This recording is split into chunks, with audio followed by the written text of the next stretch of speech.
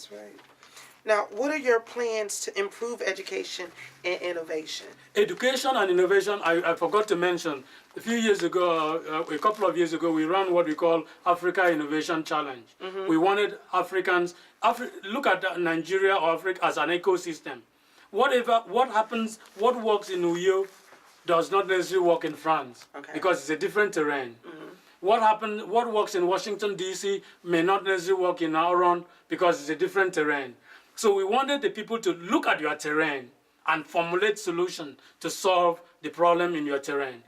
One of the biggest things is we have all year-round rainfall.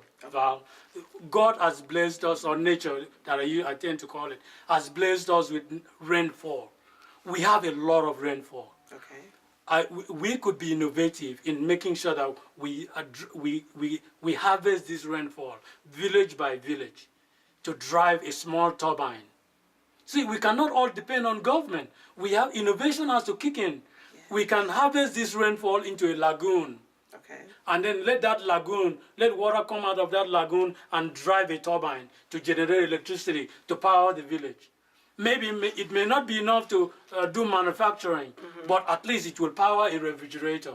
So that if you are planting okra, that okra is not just eaten out right there. You know okra? Okra is... Oh, okra. Okra. Yes. I love okra. It's actually very good for you. Yeah. But back home, if you plant an okra, you harvest okra, you're gonna have to cook that okra right there. If you keep it 2 days, it's gonna spoil.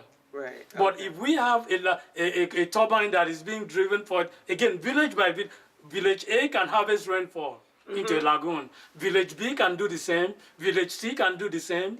And so these lagoons will drive a small turbine, and that will light up the village every night. So you're saying turbine? Turbine. Okay. So you're saying the water? The water, they will harvest the rainfall and then store that rainfall in a lagoon somewhere, so that rainfall then will be used in driving the turbine. To generate. So I'm just saying innovation. Water is powerful. Water is powerful. There's no place on earth, there's no place on earth that nature has blessed than our people. We don't have snow. We don't have earthquake. We don't have nothing. Where's my ticket? No. There you go. No, wait, when I am in charge, I will invite you. Awesome. But believe me, we have the best weather. We have the best weather. But we must not continue like our ancestors lived. Our ancestors, the reason why Europeans are way ahead of us is because our ancestors, they were like a lion in the Serengeti. Serengeti. You know how a lion is well fed and is sitting there under the tree, yawning. Okay, antelope, you go ahead. You go on. I'm not pursuing you. I'm fed already. So our ancestors were like that. Food was everywhere.